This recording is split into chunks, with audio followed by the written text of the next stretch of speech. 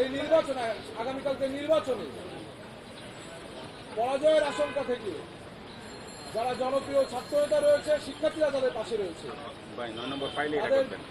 তাদের ভয়ে শঙ্কিত হয়ে বিভিন্ন সাইবার অ্যাটাক দিচ্ছে। আজ 8ই সেপ্টেম্বর ঐতিহাসিক এই সময় এসে বিভিন্ন অভিযোগ নিয়ে প্রেস ব্রিফিং করা আমাদের জন্য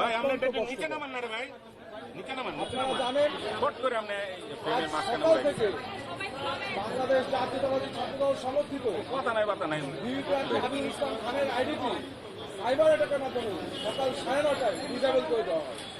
বারংবার তিনি পুনরুদ্ধারের চেষ্টা করেছেন, তার আইডি ভেরিফাইড হওয়া সত্ত্বেও তিনি এখনো পুনরুদ্ধার করতে পারেননি।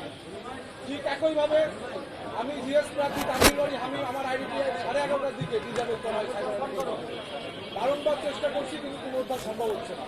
একবার পুনরুদ্ধার হয় আবার লক হয়ে যায়। একইভাবে আমাদের এজিএস প্রার্থী তামিলবাড়ি মায়ের তার আইডিটি ভেরিফাইড হয় না, কিন্তু তার আইডিটিও একই অবস্থা ডিসেবল হচ্ছে।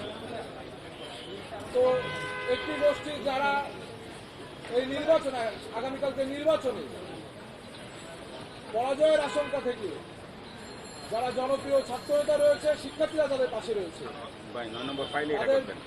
তাদের ভয়ে শঙ্কিত হয়ে বিভিন্ন সাইবার অ্যাটাক দিচ্ছে। সাইবার অ্যাটাকটা দিতেই পারে, ভালো কথা। আমি আপনাদের মাধ্যমে ঢাকা বিশ্ববিদ্যালয়ের শিক্ষার্থীদের আহ্বান জানাবো, যারা সাইবার অ্যাটাক দিচ্ছে তাদের বিরুদ্ধে আপনারা আগামীকালকে ব্যালট অ্যাটাক দিবেন। সাইবার অ্যাটাকের বিরুদ্ধে আমাদের শিক্ষার্থীরা আগামীকালকে ব্যালট অ্যাটাক দেবে বলে আমাদের বিশ্বাস। একই সাথে আমি শিক্ষার্থীদের দৃষ্টি আকর্ষণ করে বলতে চাই, আজকে শিক্ষার্থীদের প্রতিনিধি হিসেবে আমির ভাই আমার বা মায়েদের আইডি ডিসেবল করা হয়েছে।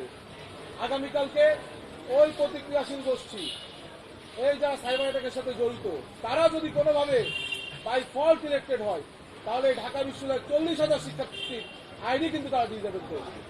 আপনারা দেখেছেন পূর্বে রাষ্ট্রের পক্ষে দেশপ্রেমিকতার সাথে যারা কথা বলেছে তাদের গুম করা হতো, আর এখন যারা দেশপ্রেমিকতার পক্ষে কথা বলে, দেশের পক্ষে কথা বলে, তাদের সামাজিক যোগাযোগ মাধ্যমগুলো বিভিন্ন সাইবার অ্যাটাকের মাধ্যমে বন্ধ করে দেওয়া হচ্ছে।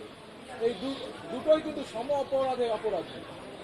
এবং এই প্র্যাকটিসটি, এই শিক্ষাটি যারা গত 17 বছর আওয়ামী ছাত্রলীগের সাথে মিলেমিশে একাকার ছিল, তাদের মাধ্যমে এখন চর্চা হচ্ছে বলে আমাদের বিশ্বাস। এখন আপনাদের মাঝে সার্বিক পরিস্থিতি নিয়ে উপস্থিত প্যানেলের ভিপি পদপ্রার্থী হাবিবুল ইসলাম খান।